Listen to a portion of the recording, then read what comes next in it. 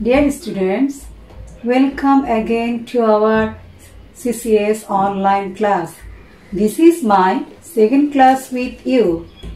How are you? Hope you are fine. I am also fine.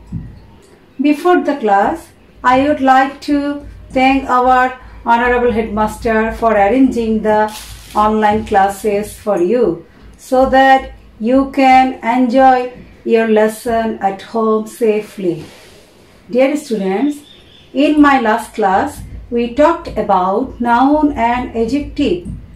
We also learned the noun and adjective suffixes. We also learned the places of a noun and adjective in a sentence. Dear students, today we are going to learn adverb suffixes with examples, the places of an adverb in a sentence, verb suffixes and prefixes with example, the places of a verb in a sentence. Generally, an adverb is used in answer of where, when, why, how. Look at the examples. He came home. Where did he come? In answer, we got home. He came yesterday. When did he come? In answer, we got yesterday. He came to help me. Why did he come? In answer, we got to help me. He came slowly. How did he come? In answer, we got slowly.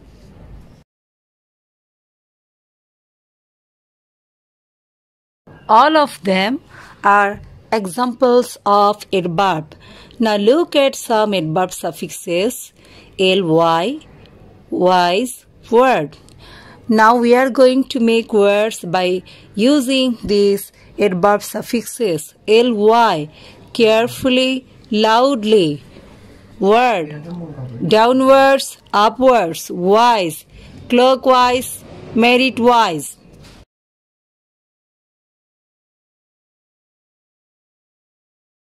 The girl sings sweetly. It is an example of adverb of manner. Please come in. It is an example of adverb of place. I went there yesterday. It is an example of adverb of time. Generally, these three kinds of adverb is mentionable. I also want to mention, if there is more adverb than one in a sentence, you should maintain the sequence in that way. MPT. That means, at first you should write the adverb of manner, then adverb of place, then adverb of time. Look at the example, then the sequence will be clear to you. She sang sweetly on the television last night. Look at the sentences. Here, sweetly is an example of adverb of manner. On the television, it is an example of adverb of place. Last night, it is an example of adverb of time.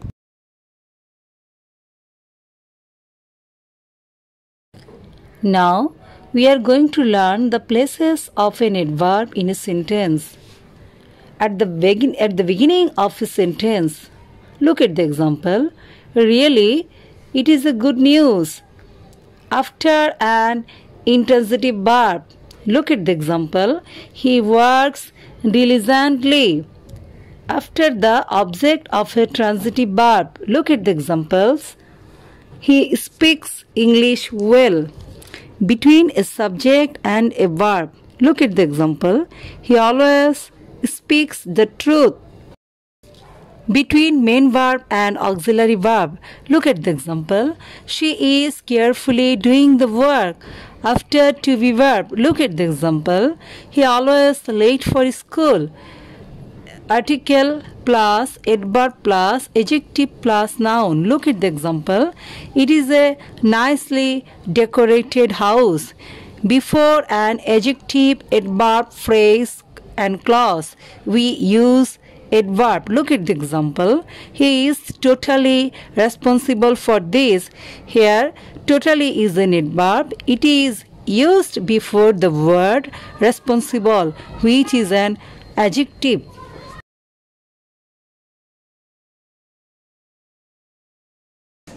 Dear students, now we are going to learn verb suffixes and prefixes. Generally, a verb ends with ise, ize, ify, en, ate. These are suffixes. Some verbs begin with en, em, be. These are prefixes. Most of the verbs are roots. Now we are going to make words by using these suffixes and prefixes. Ise, authorize, memorize. Ize, civilize, modernize. Ify, beautify, justify. En, brighten, deepen. Ate, regulate, originate. Verb prefixes. En, endanger, unravel. Em, embody, empower. Befool, behead.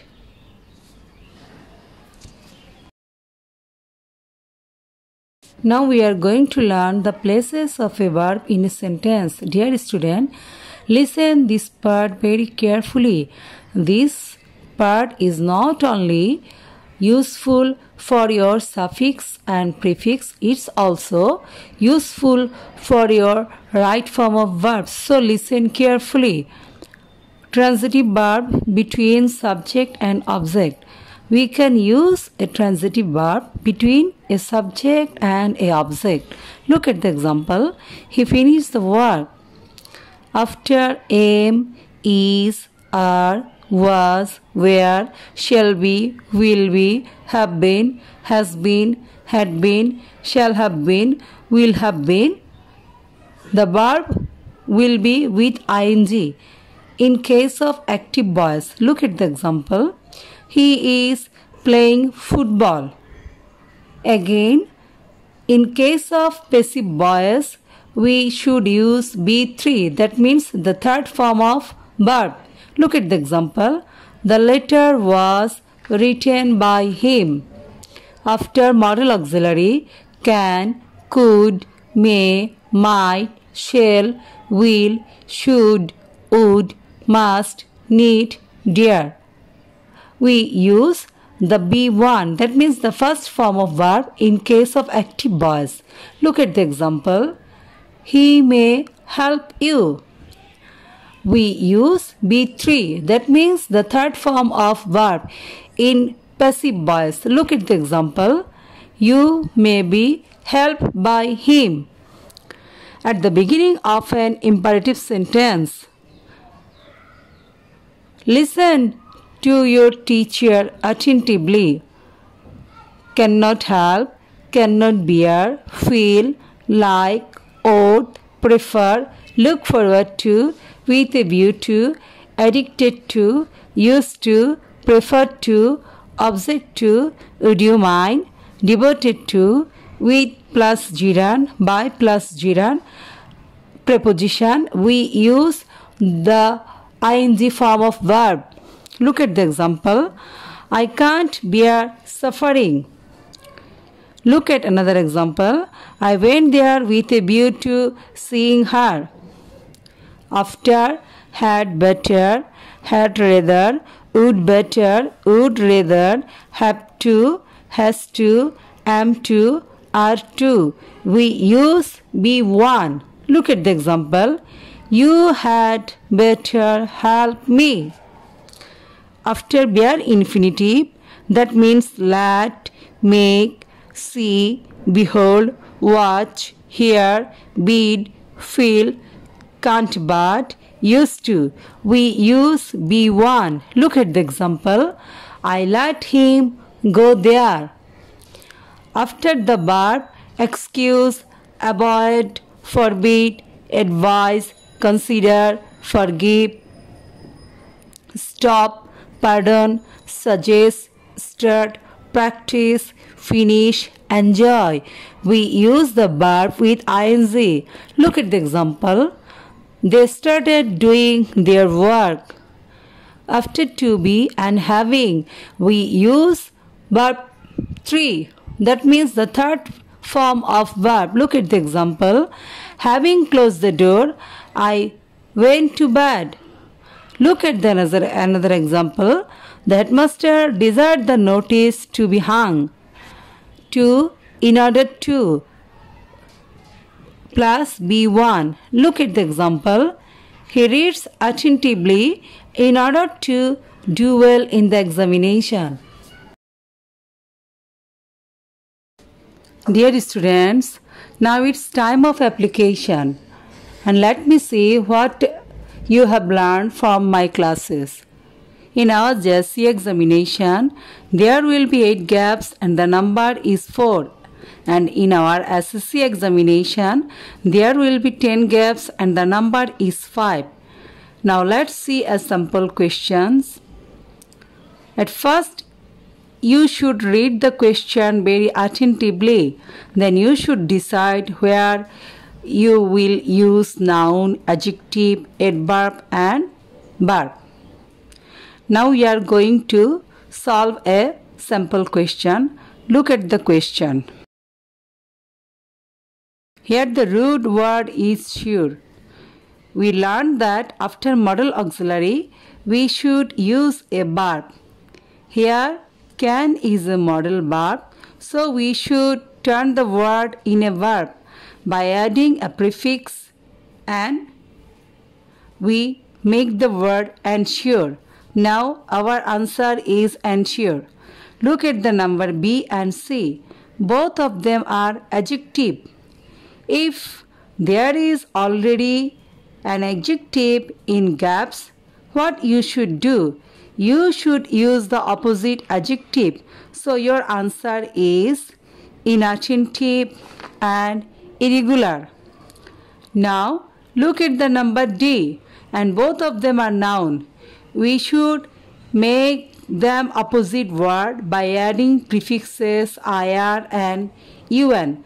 Now our answer is irregularity and unsatisfactory. Now look at the number F. We have learned that after preposition, we should use a noun. So our answer is performance.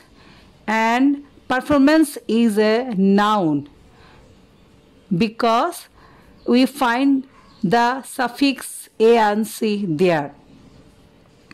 From the first class, we have learned that we should use an adjective after to be verb.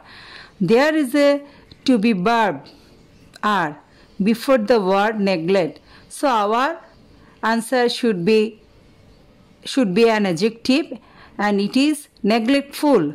Look at the number 8. There is an adjective willful before the word negligent.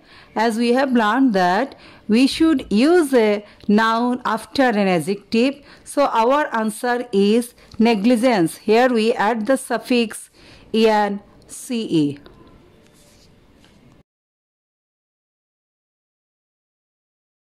Dear students, look at the answer at a glance.